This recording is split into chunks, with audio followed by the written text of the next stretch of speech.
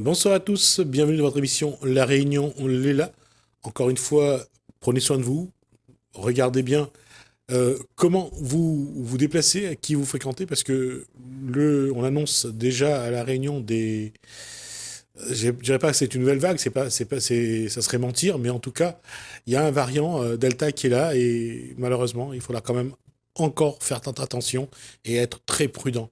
On va parler d'éducation, puisque c'est dans le collège, dans 3 collèges qu'on a détecté sur 3 enfants différents ce variant Delta. On va parler de cette année scolaire, c'est dans Cosmo Réunionnais. Alors, bonsoir à Daniel Amouni, président donc de la FCPE. Bonsoir.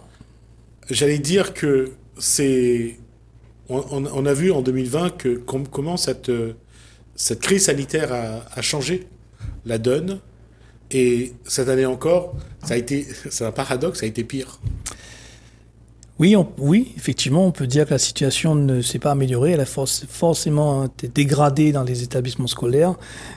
Tout simplement, encore une fois, c'est parce que on est toujours en train de réagir et non pas d'agir. On n'est pas dans la prévention, on est dans le bricolage et on n'a pas su tirer les leçons de la première expérience de 2020, malheureusement. Et là encore, on le voit au niveau national. J'ai entendu ce que Michel Blanquer a annoncé déjà pour l'année prochaine.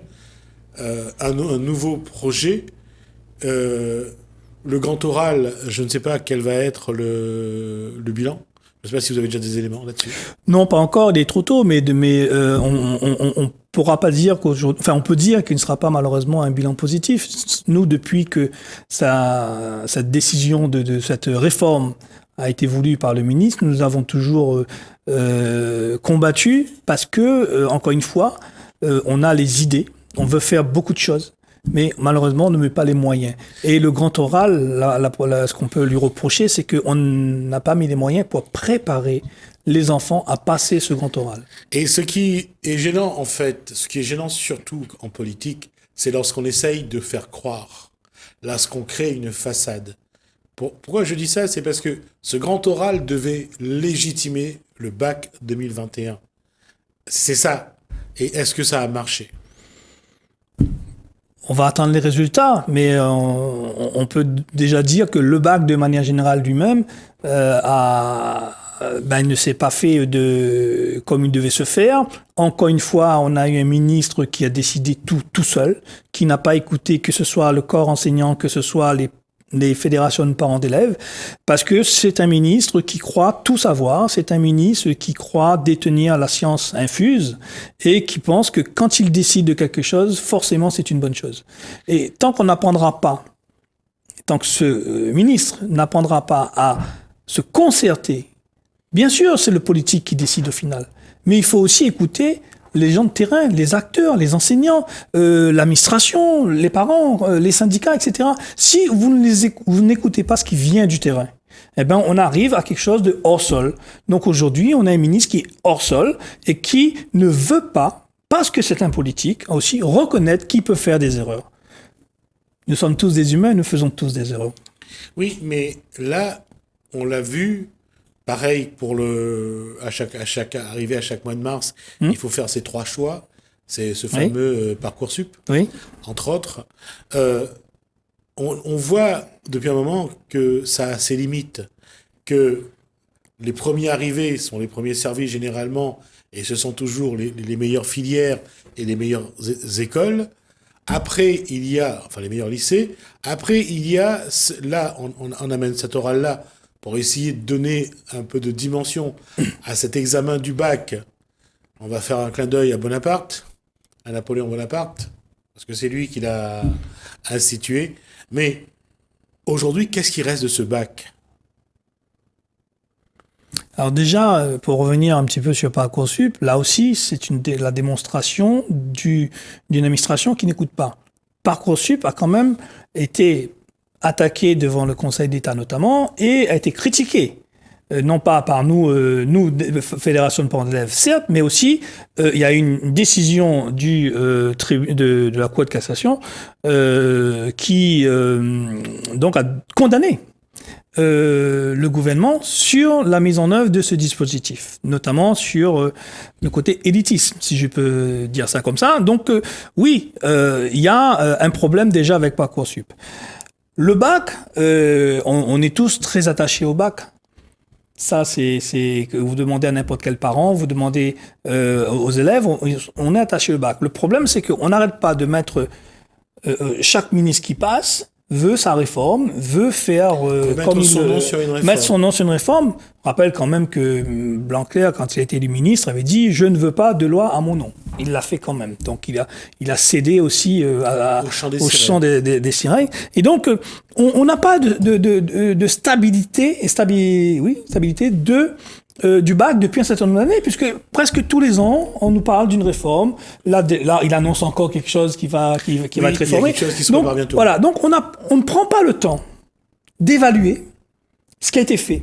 On ne prend pas le temps de voir ce qui marche, ce qui ne marche pas, et tout de suite, on veut faire autre chose. C'est le problème de l'éducation nationale en France, où on ne fait que, à chaque fois, proposer de nouvelles choses sans prendre le temps de évaluer ce qui a été fait. On a mis en place un certain nombre de programmes, on a mis des lois, etc. Et on dit, ça marche pas, comme ça, hein, hop, on passe à autre chose. Mais à quel moment on va arrêter de cette course en avant, de se dire, bon, il faut qu'on se pose, on analyse ce qui s'est fait sur ces 20 dernières années, ou 15 dernières années, ou 10 dernières années, peu importe, et on analyse, on voit ce qui fonctionne, on voit ce qui fonctionne pas, et on améliore le dispositif. Mais à un moment donné, il faut arrêter d'avancer à l'aveugle. Il faut arrêter de se dire, je me lève le matin, j'ai une idée, je vais la mettre en place. Et là, avec ce que Jean-Michel Blanquer a préparé pour ce bac, entre autres le grand oral, on a vu, il y a quand même quelques couacs. Il y a des professeurs qui étaient même pas au courant qu'ils devaient faire l'oral. Mmh. Et c'est un peu gênant quand même. Ça a été décidé depuis un moment. Et là encore, on n'a pas eu le temps de l'approfondir, d'aller chercher ce qui est meilleur dedans pour que les gens en profitent. Et c'est quelque chose qu'on va voir au niveau des résultats. Ils vont devoir être indulgents. Oui. L'indulgence, je pense qu'au-delà du contexte, je pense que les enseignants, ils l'ont toujours eu, même si le bac, encore une fois, c'est pas facile. Hein. Il faut pas croire que le bac est donné comme on peut l'entendre à droite à gauche. Les élèves travaillent. Les élèves passent des examens, ils stressent, ils bossent, et donc il faut quand même leur reconnaître cela et avoir du respect pour les élèves qui ont travaillé toute l'année, malgré les conditions difficiles dans lesquelles ils sont. Bien sûr, comme dans toute chose, vous avez certains qui vont profiter du système pour peut-être qu'ils n'auraient pas eu le bac différemment, mais c'est une minorité. Nous, dans notre pays, on a tendance toujours à montrer ce qui dysfonctionne et que de montrer ce qui fonctionne. Et aujourd'hui, nous avons des élèves qui, pour la plupart, font cet effort d'apprendre, de se préparer à l'examen, même si, quand on vous fait passer une épreuve de philo en disant que de toute façon, on prendra soit la note de contrôle continu, soit la note de philo à l'examen final, on prendra la meilleure des deux notes. Quelqu'un qui a déjà eu 15, 16, 17, 18, il va pas aller forcément... De toute façon, voilà, donc on ne peut pas empêcher quelque part les élèves de se dire, oui, en plus qu'on me donne le choix, je fais le choix qui me convient. Oui, donc, tout à fait, mais là où je trouve que l'éducation nationale ne fait pas le travail d'éducation, c'est que de trouver non pas des facilités pour les élèves, mais de trouver des facilités pour que leur bilan ou que ce qu'ils vont dire, c'est de dire nous avons fait le travail, nous avons fait le job. C'est malheureusement le cas depuis... on va prendre l'année dernière, par rapport à la situation sanitaire. Oui, effectivement, c'est ce que je disais tout à l'heure, c'est que nous avons un ministre qui ne veut pas avoir tort, qui veut montrer que tout va bien dans le meilleur des mondes. Mais on a un ministre qui a passé son temps, et je le dis parce que je défends l'école publique, je suis parent d'élèves dans des écoles publiques, je suis dans une fédération qui défend l'école publique, et je suis d'autant plus à l'aise de le dire, c'est que nous avons aujourd'hui un ministre qui est en train de casser l'éducation nationale au profit du privé. Ça, il faut le dire. Et je le dis. Donc, toute tout ce que nous voyons aujourd'hui, malheureusement, concourt à ça. Et ce ministre, tout ce qui l'intéresse, c'est d'avoir une belle carte politique pour peut-être des élections futures, mais en tout état de cause, il ne veut pas admettre qu'il peut avoir tort. Et il y a l'élection présidentielle au mois de mai, selon les dates qui ont été fixées. Je crois que c'était le 17 et le 24. Ou non, c'est pas le 17, c'était le 10 et le 24. Il y a 15 jours de différence entre le premier et le second tour. Actuellement, passé les régionales et les cantonales, déjà tout le monde a la tête dans la présidentielle. Monsieur ?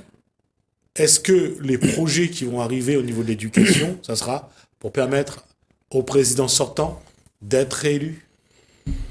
Là, c'est une question à laquelle je ne pourrais pas répondre de ça. Mais je pense que de toute façon, tout homme politique, et en l'occurrence le président, s'il souhaite se représenter, c'est qu'il veut gagner. Et donc, il fera certainement...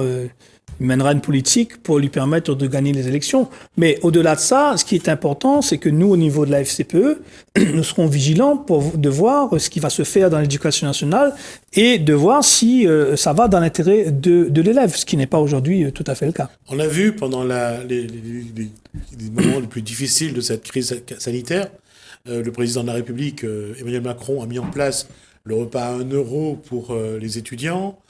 On voit qu'actuellement, le gouvernement essaye d'aller vers ce public jeune.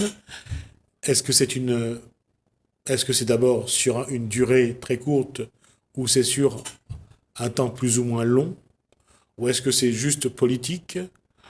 Qu'est-ce qu'il faudra que cette génération jeune, là on parle des lycéens et des étudiants, mette en place pour que cette main tendue du gouvernement leur soit vraiment profitable et non pas, ce n'est pas seulement une passerelle politique. Moi déjà j'ai confiance dans les étudiants et les élèves pour discerner, pas le vrai du faux, mais discerner de ce qui est bien pour eux. Okay. Que le gouvernement mette en place des aides pour les étudiants, les lycéens, tant mieux, il serait temps. Parce que jusqu'à présent, ça n'a pas été le cas.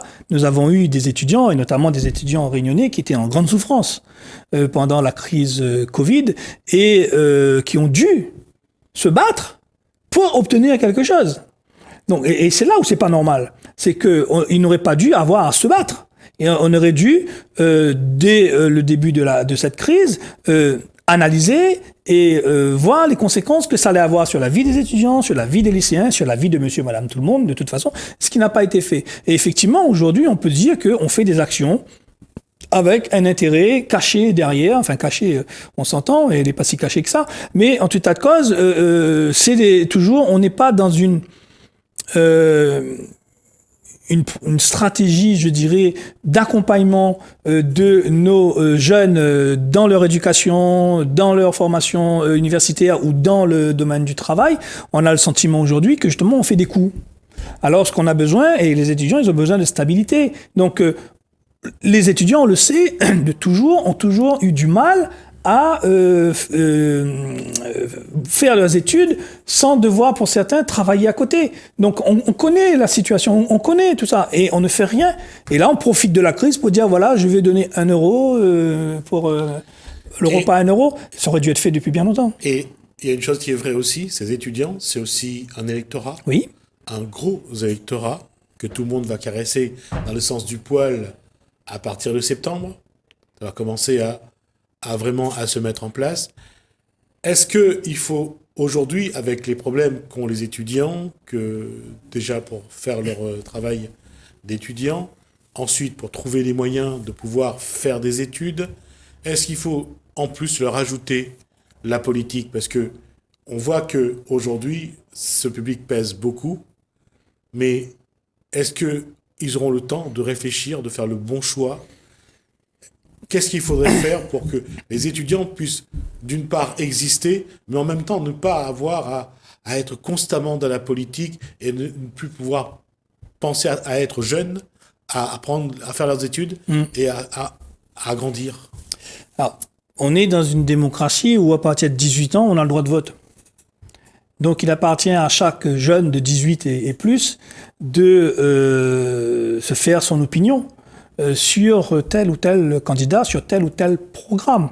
Donc, encore une fois, moi, je pense que notre jeunesse, elle est formée, elle a la réflexion et le bagage nécessaire pour voir ce qui est mieux pour eux au niveau donc de leurs études. Mais il est vrai que ils devront regarder en fonction des différents programmes, comme je disais, quel est celui qui va faire en sorte que demain, les étudiants, les élèves soient la priorité de la nation. On a eu des présidents qui sont passés, qui ont dit « la jeunesse, c'est la priorité ». Les élections suivantes, il y a un nouveau candidat qui dit « la jeunesse, c'est la priorité ». Le prochain président qui va venir, enfin les prochains candidats vont dire « la priorité, c'est la jeunesse ». Donc, on sait que c'est un électorat aujourd'hui qui, de plus en plus, ne vote pas. Et donc, ils ne votent pas pourquoi ? Parce qu'ils ne se retrouvent pas aussi, je pense, dans les propositions ou dans les projets qu'on leur adresse, et aussi parce qu'ils pensent, comme la plupart, beaucoup de nos concitoyens qui se disent ce que je fais ne sert à rien. Donc ça va être aux politiques de convaincre. Après, la politique, elle est partout. Aujourd'hui, c'est les politiques qui décident de quelle éducation nationale on met en place, c'est les politiques qui décident de quelle formation universitaire on met en place, etc., etc. Donc tout est politique, et donc les étudiants n'y échappent pas. Et ils devront, comme nous tous, faire leur choix en fonction de ce qu'ils estiment être le mieux pour les étudiants. Et on revient à ça, c'est que cette génération-là, elle n'a pas un esprit vraiment partisan, elle reste généralement à leurs émotions, à leurs sentiments, et malgré tout, certains souhaitent peser sur la société, qu'on leur donne plus de moyens, on leur permette d'être des étudiants, d'être des jeunes. Comment aujourd'hui, et c'est un peu ça justement la contradiction, d'un côté il faut faire de la politique, et de l'autre il faut ne pas en faire, pour garder un peu cette identité ou cette virginité qu'on a d'être jeune, de ne pas avoir les mêmes schémas de certains adultes, surtout. Et comment faire pour que les jeunes puissent peser sur les décisions qui les concernent et en même temps garder cette... Je ne sais pas si c'est possible de garder sa virginité, comme tu dis, mais en tout état de cause, le jeune aujourd'hui, il ne devrait effectivement qu'être... On va dire une forme de naïveté. Alors. Peut-être, et j'en suis pas sûr, tout dépend. Il y a de tout, hein. Oui. Il y a des jeunes qui, très jeunes, vont s'investir dans les syndicats d'étudiants, qui vont s'investir dans les partis jeunes, enfin la section jeune des différents partis. C'est quelque chose qui est personnel, quelque part, qui est propre à chacun et en fonction de sa personnalité. Donc, on ne peut pas dire que le jeune ne doit pas s'intéresser à la politique. Il doit s'intéresser. Mais il doit surtout, il doit aussi concilier ça avec ses études, c'est-à-dire sa priorité. Et la priorité de la nation doit être l'avenir du jeune. Mais aujourd'hui, le jeune, il se rend compte que s'il ne s'investit pas en politique, ou tout du moins si, pas personnellement, mais s'il ne vient pas voter, par exemple, eh ben, il sait que ça n'avancera pas. Entre s'investir et apporter une caution jeune à un homme politique ou à un parti, il y a une différence. Les trois quarts du temps, ces jeunes-là servent plus de marchepied aux vieux briscards de la politique. On les met sur la photo, on met les images en avant pour avoir cet air jeune, mais sinon, après, ils disparaissent de la circulation. Oui et non. On a quand même des exemples d'hommes politiques qui ont été à l'origine dans des syndicats d'enseignants, qui ont été même dans des fédérations de parents d'élèves, et qui donc ont passé le cap après leur parcours militantiste associatif, après leur parcours militantif syndicaliste, de se dire il y a une continuité et je veux donc être acteur de la vie politique, et ils s'engagent et qui font le pas d'aller en politique. Donc il y a de tout en fin de compte. Les étudiants, ils sont pas plus, ils sont pas moins que le reste de la population. Il y a des jeunes qui veulent s'investir, il y en a d'autres qui préfèrent ne pas s'investir, mais de faire autre chose. Mais c'est pas pour autant qu'ils ne doivent pas voter, comme tous les citoyens. Dernière question, Daniel Amouni. Comment les associations de parents d'élèves vont faire de leur mieux, justement, pour préserver, pour protéger cette génération? On voit qu'aujourd'hui, les politiques veulent mettre la main sur cette génération.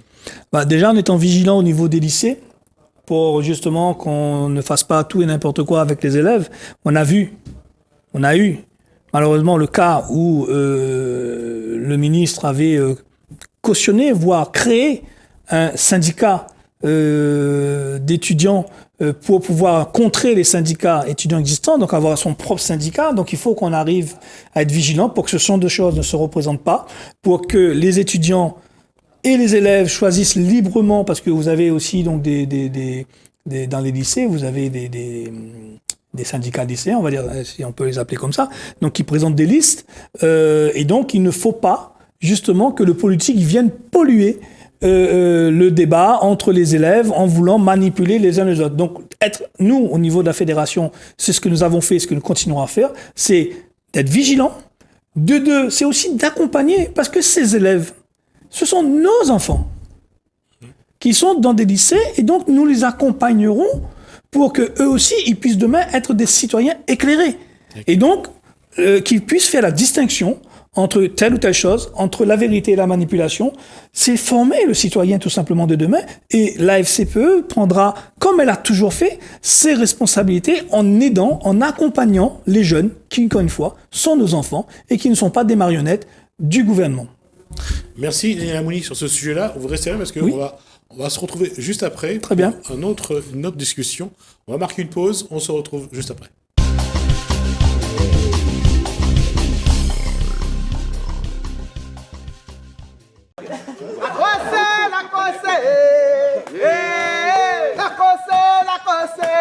Il s'est défoulé. La cossée.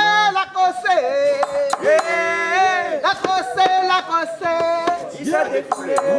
La cossée, la décossée. Il s'est défoulé.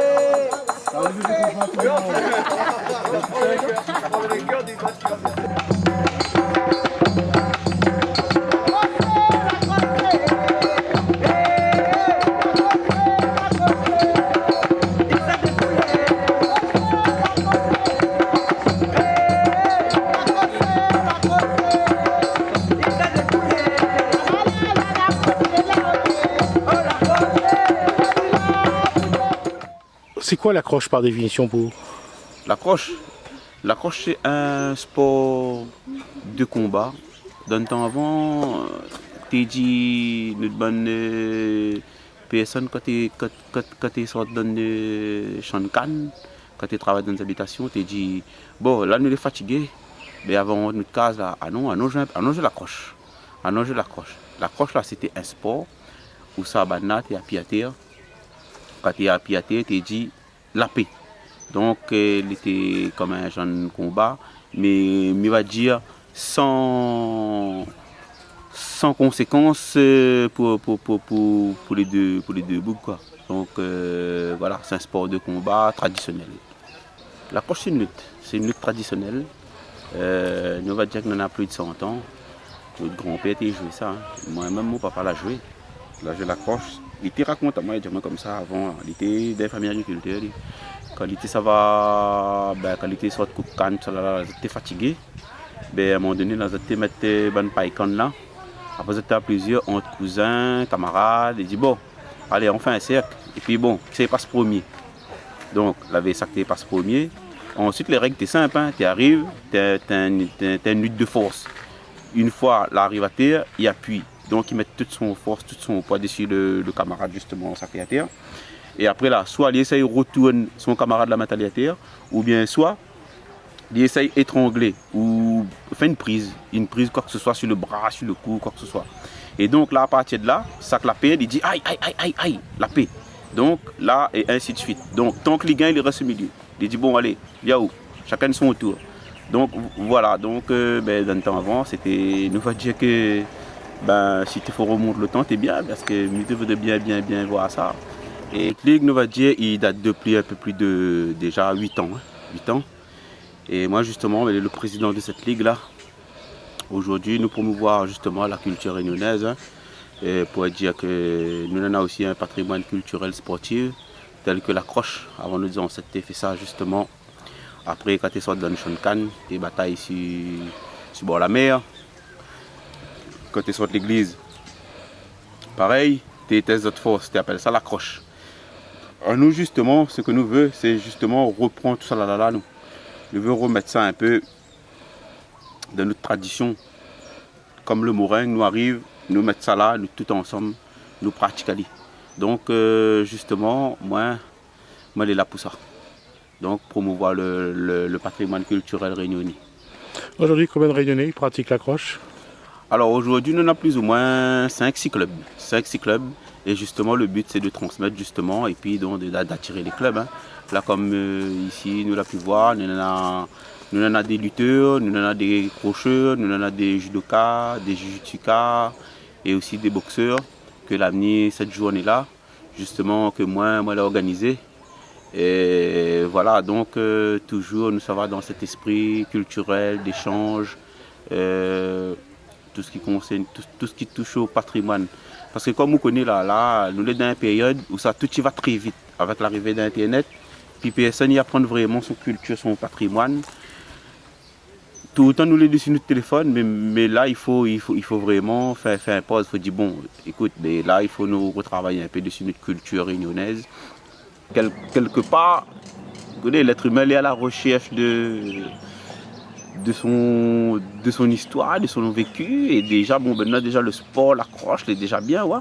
Nous la connaissons d'histoire, les esclaves, et nous continuons dans cette recherche-là, nous va dire. La croche, ben, pour moi, quand elle est arrivée justement, quand elle était lutteur directement, quand elle a commencé à pratiquer, elle a fait la rencontre de M. Patrick Blancal, il a dit moi la croche, m'a tout de suite accroché quand il a parlé de le sport culturel traditionnel. Il m'a dit mais ça même a besoin. Ça même il a besoin. Parce que, pourquoi on a besoin de ça? Ben parce que justement, elle a pu prouver justement qu'ici à La Réunion, nous les petits, hein, nous sommes dans l'océan Indien. Alors le pays le plus près, il est à 700 km Madagascar, 200 km Maurice, nous va dire. Mais aussi, on a aussi la base, on a comme Madagascar, par exemple, on a le meringue Madagascar et Maurice, ben, pareil, on retrouve la croche, on retrouve le meringue. Mais, donc, si nous regardons bien dans les îles à côté, ben, nous tous, nous pouvons dire que cousins, cousines, frères et sœurs, ben, nous tous nous ressemblent, nous avons notre métissage. Ben, la Réunion, il porte bien son nom, hein, l'île intense. Et puis, bon, la croche, justement, c'est un sport qui rassemble. Hein, nous, surtout, il rassemble toutes les autres disciplines, hein, tous les autres arts martiaux. Là, comme on l'a pu voir, là, on avait les jujutsuka, les samboïs, les boxeurs. Nous, là, rassemblons encore notre sport traditionnel comme nous-mêmes, le meringue. Ben voilà, moi-même, elle a pu prouver que la croche, elle a pu combattre contre justement des champions judoka, des champions internationaux, des champions mondiaux même. Elle a pu faire la différence et elle a pu combattre les autres et gagner les combats justement. La croche contre les autres, parce que la discipline c'était la croche. C'était pareil, plus ou moins, le bonne codification était plus ou moins pareil. Donc, elle a pu combattre justement contre les autres. C'était au gradé, des grades noirs. Ben voilà, nous a fait la différence. Hein. On a déjà 4 championnats internationaux. Le 5e arrive là, sur l'île Maurice 2020. Donc voilà, la croche a pu prouver que dedans, il y en a quand même de bons combattants. Et l'île La Réunion, c'est surtout ça. Ils sortent les combattants, ils sortent de l'île La Réunion et ils gagnent les beaux podiums. C'est ça, nous, contre des disciplines mondiaux, internationaux. Et tandis que la croche, c'est un pays là, c'est la même, dans le 974. Ben voilà, la tradition locale, nous promouvoir à lui-même.